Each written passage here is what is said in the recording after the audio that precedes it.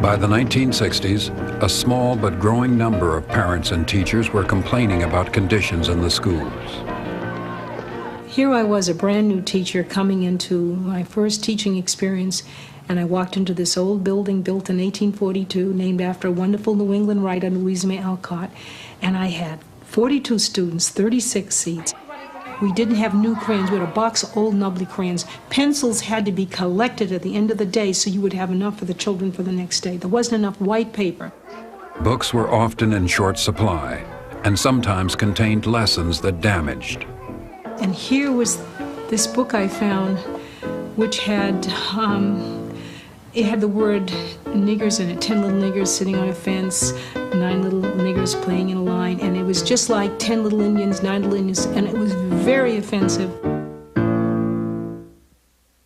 Many of the Negro parents believe that a predominantly Negro school is inferior per se, but we here in Boston do not believe that premise. Louise Day Hicks said that the schools were fine the way they were. The city's top vote-getter in the mid-60s, Hicks chaired the Boston School Committee. In 1965, 1 in 4 students was black. Only 1 in 200 teachers was black, and there was not one black principal. The NAACP brought parents' concerns to the school committee. We just wanted them to say, yes, there's segregation in the schools, and we wanted them to acknowledge that the problem exists and to commit themselves to do something about it. I feel that at this time, any school that is predominantly Negro is an inadequate school. I didn't hear what you said, Mrs. Johnson. I said that any school that is predominantly Negro in Boston is an inadequate school.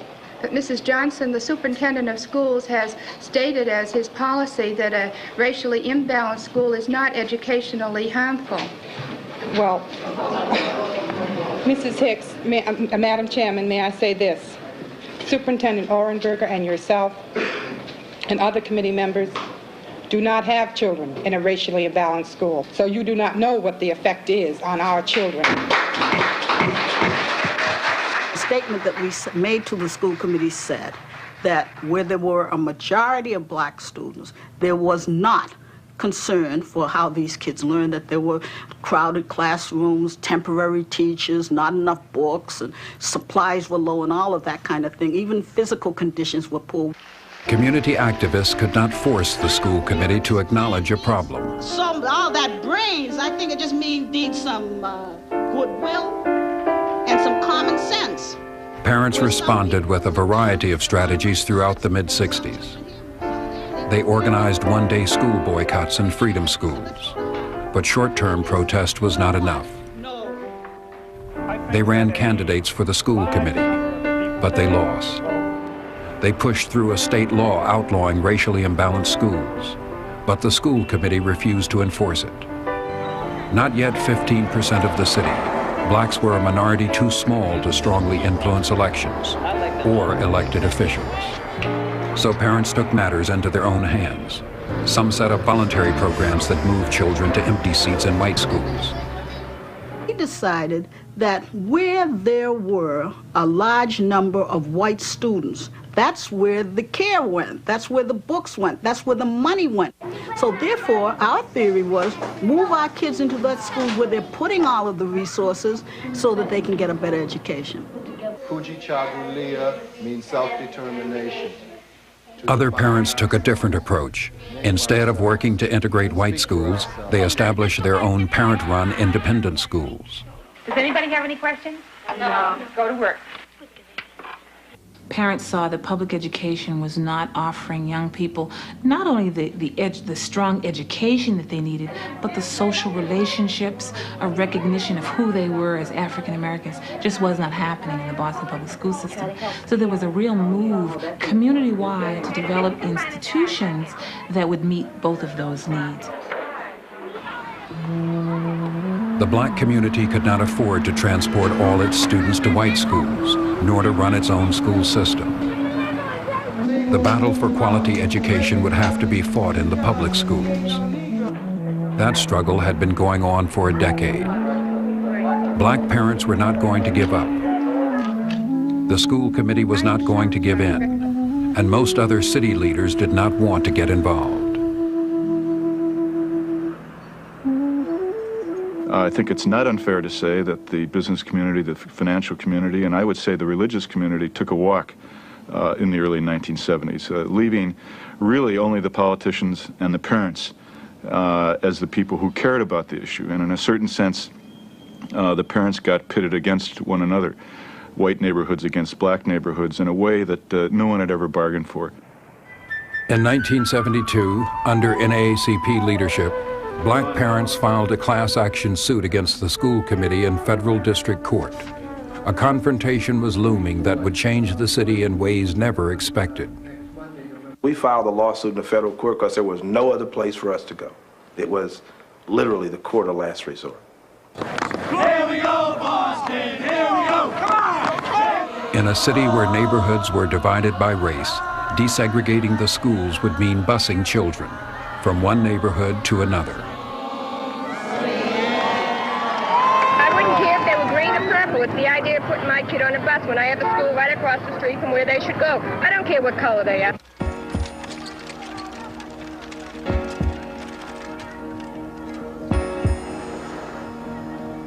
On June 21, 1974, Federal District Court Judge W. Arthur Garrity ruled that the Boston School Committee was guilty of consciously maintaining two separate school systems, one black, one white. He ordered an immediate remedy, citywide busing, to start in September. Less than a mile separated two of Boston's poor neighborhoods. Roxbury was the heart of the black community. South Boston was Louise Day Hicks' home and a center of white resistance. Students were to be bused between the two neighborhoods. When Garrity's decision came down in June of 1974, we were sunk when we heard some of the remedies, the one of busing to South Boston, because those of us who had lived in Boston all of our lives knew that this was going to be a very, very difficult thing to pull off. With the opening of school only 12 weeks away, political differences among blacks gave way to shared concern for the safety of the children. Freedom House, a Roxbury community center, coordinated black preparations for busing. One of the objectives during that period over the summer was to assure that there would be a peaceful transition and that we would commit ourselves to do that. We stand united at this critical time to provide leadership and resource to the parents and children who are residents in our community and those children with their parents who will be attending public schools in this community. We call on other sections in the city to assume the same kind of responsibilities that we are assuming.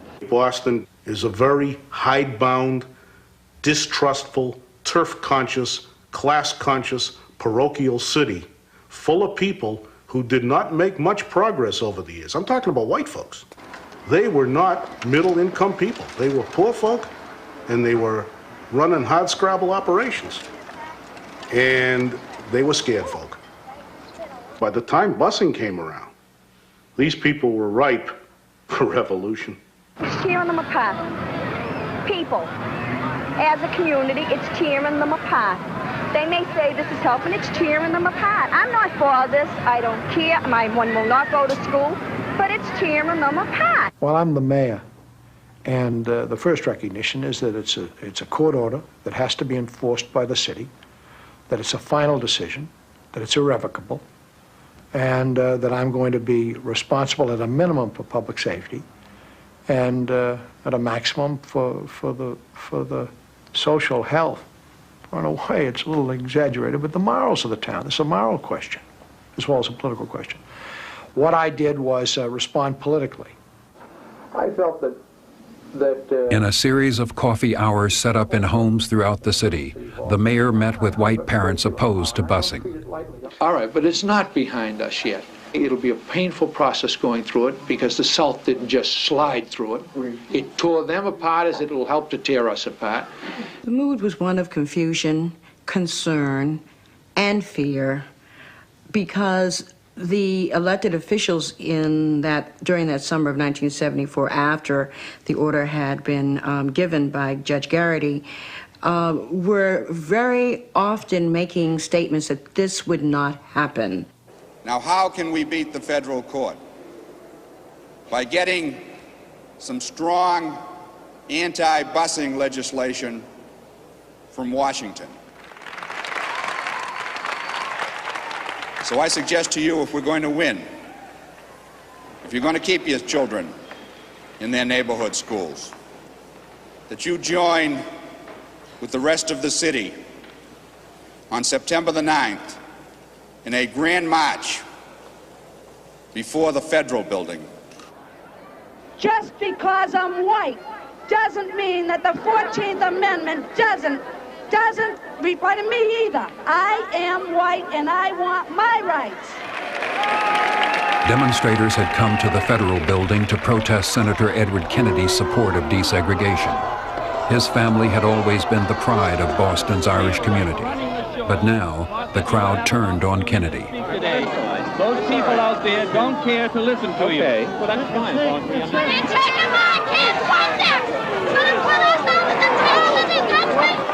The crowd pursued Kennedy to the doors of the federal building.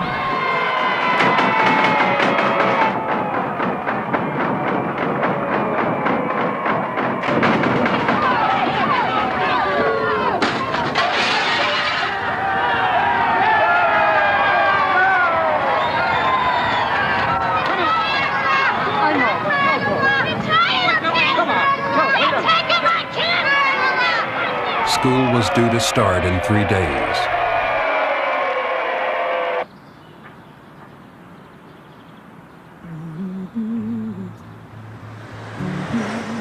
September 12, 1974. Under court order, against school committee wishes, the integration of Boston schools began. You in this class? In room 202? I It was a quiet first day of school in Roxbury, as it was in most of the city.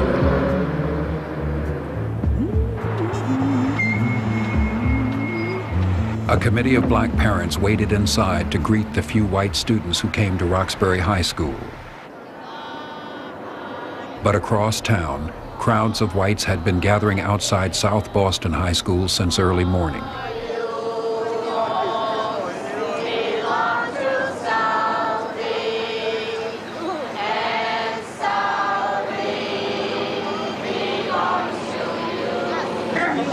Let's go, gentlemen, let's go. Come on, go to school or go home. Come on, La Rosa, let's go. The school's headmaster had been at South Boston High for 9 years. Let's go, gentlemen. Come on, get in. If you can tell us to leave, then we can tell kids not to go to school. Come on, let's go. Go to school or go home. Come on, Brian. Let's go. Go to school or go home. Let's go. Let's go. Hey, when do you leave? Let's go.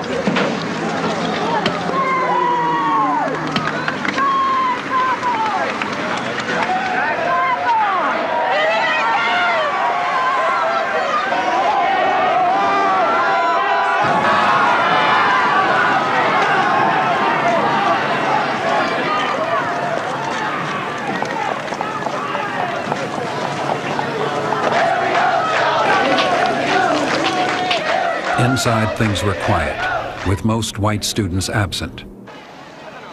At the end of the school day, more trouble waited outside. On the evening news, Bostonians saw school buses being attacked as they left South Boston.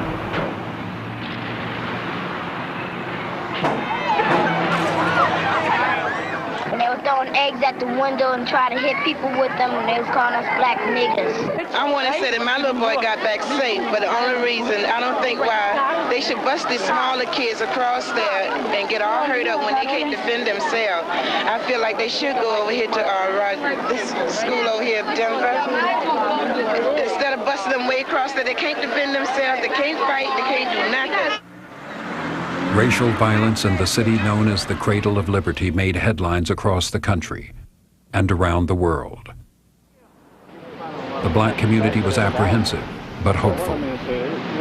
Every day, yesterday the first day, every day go by, there's going to be more improvement about it. You know, like yesterday the first day, today the second, you have more improvement today than you had yesterday. Gotta be. Yeah, you know, and it's going to continue that way till they get better, but it's going to take a while. You can't do it all in one day. They're not going until they get some black cops and some black drivers. They did not pick my kid up at school. Left her over there. Left her in South Boston? Left her in South Boston. No, they left over there. All those people out there are Irish. They left her out there. And they refused to go get her. Whites staged a citywide school boycott, a tactic borrowed from the civil rights movement. At the boycott's peak, more than 50% of all white students stayed home. Well, the boycott was that if there were no children in school, they couldn't implement the plan. So we decided to, and it came from another being. It came from the Freedom Schools in Roxbury in the 60s. We had a community meeting, asked the parents, explained what we thought, and asked the parents if they would go along with the boycott. The majority of people did. I did not support the boycott, and I sent my son to school from the very first day, and for a long period of time rode the bus by himself. I know who you are, and you're a sellout too, lady. No. People have their right to Yeah, we wouldn't even bring them up. We fear for their safety. They can send them. But for one lousy day, they couldn't have boycotted. One day. One day. But they couldn't do that. My kids are out. And they're not going. It was very difficult for us. It was almost like getting up every morning and going to war. And many days I would come home and I would think about all the liberals that got on the buses and went south when for sit-ins and boycotts in the South. I really would come home and wonder, you know, where were they now?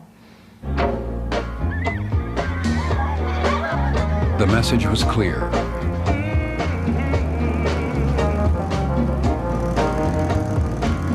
Whites opposed to change in the school system were not going to back down.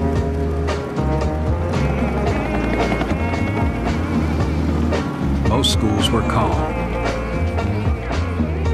but some were battlegrounds.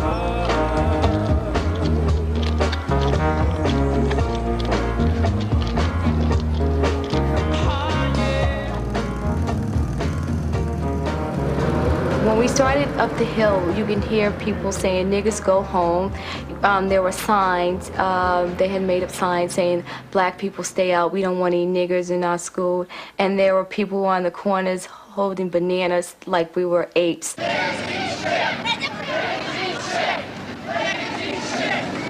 As we went up the hill and approached the school, our students got very, very quiet.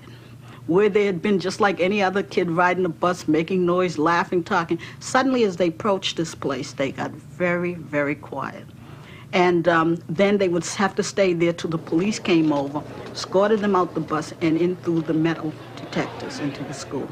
It was, I began for the first time to say, Ruth, maybe you shouldn't have gotten involved. Maybe you shouldn't have urged this desegregation.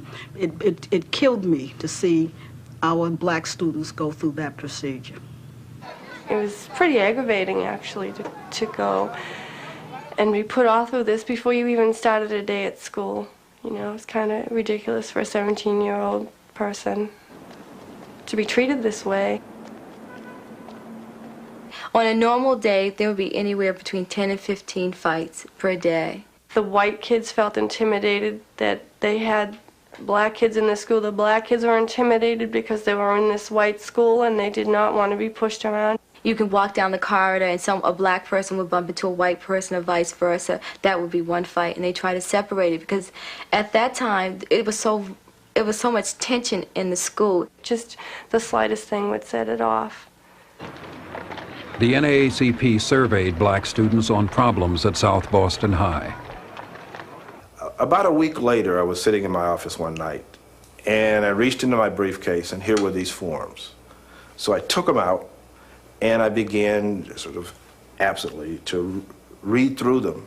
Because as I read through one after another of these forms, what I saw was that these kids couldn't spell. They could not write a simple declaratory sentence. And as I read these forms, none of which were grammatically correct or spelling proper, I just started to cry. It was impossible to explain the feeling of pain on the one hand, but on the other hand, I knew we were right. But the fight to correct years of miseducation was overshadowed by fear and violence. In October, a South Boston mob pulled a passing black motorist from his car.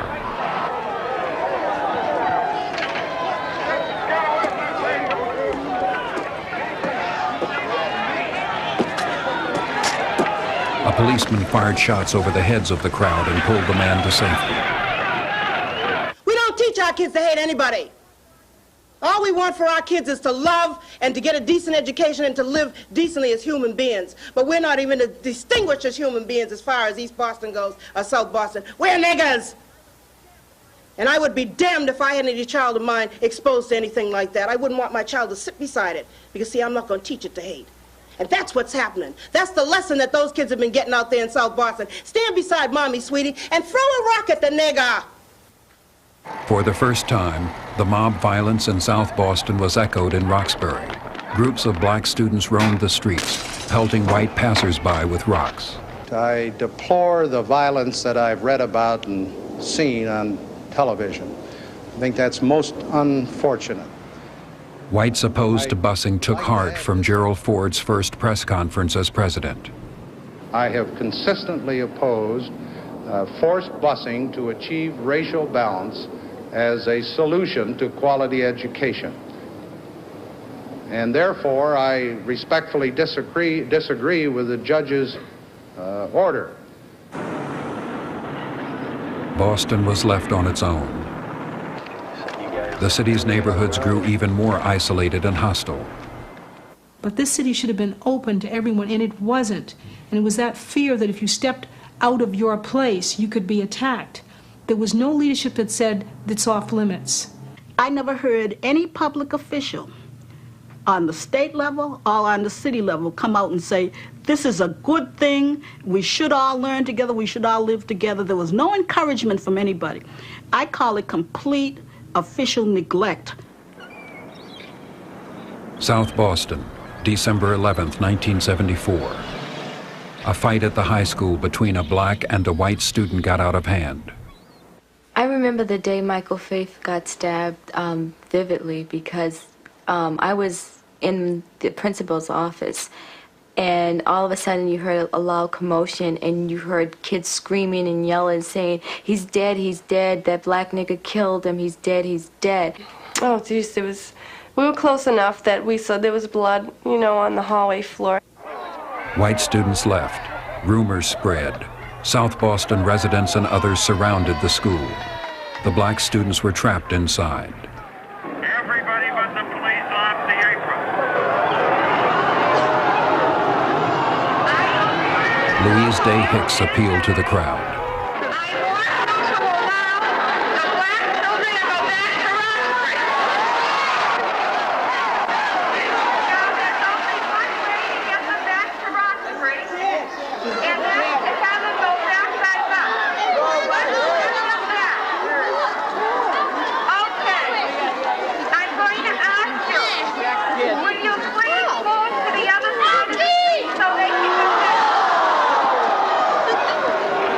I remember the police cars coming up the street, or attempting to, and turning over the police cars. And I was just amazed that they could do something like that. And the police tried to get horses up. They wouldn't let the horses get up. They stoned the horses, they stoned the cars. And I thought that day that we would never get out of South Boston High School.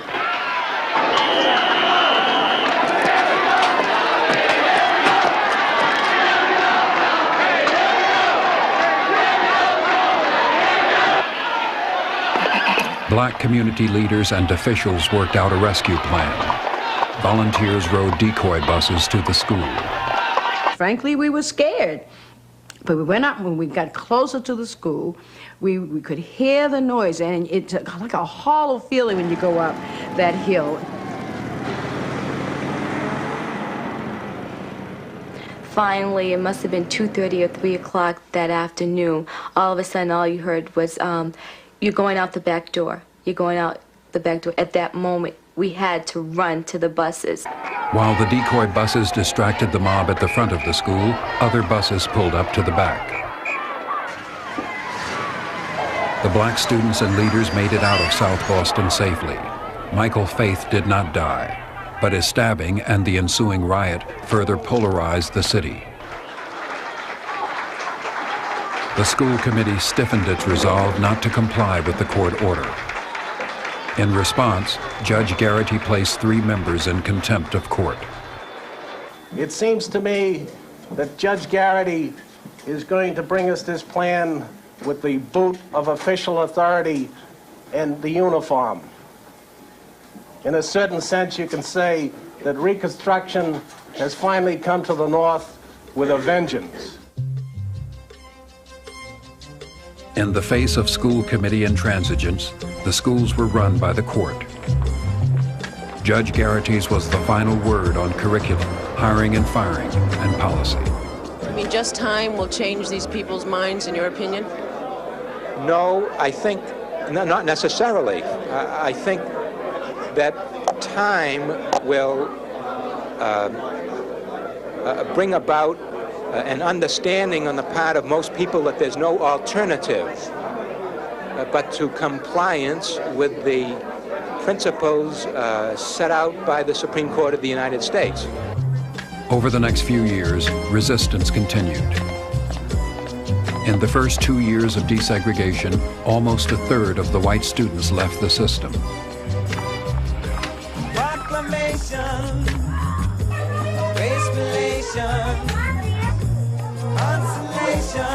over time, the court gradually forced changes in the Boston public schools, but the cost remained high. What do you think is going to happen when you go to school? When we go up there, we're going to be stoned. It's not fair to me, because why is the other way around when they come up here? When they come up here, we won't mess with them, so why when we come up there, they mess with us? What do you think about the people of South Boston, Joanne? If you had a message you'd like to tell them, what would it be? I don't think it's fair. It's not fair to me. The greatest changes were not found in the schools. In 1977, Louise Day Hicks' political career ended in defeat. And for the first time in the 20th century, a black candidate won election to the Boston School Committee. I felt that what took place absolutely had to happen. It may not have had to happen that way if there had been a different kind of leadership provided by white Bostonians of all classes and all neighborhoods. However, when you're the anvil, you bear, and when you're the hammer, you strike, and we were striking, and there was no turning back.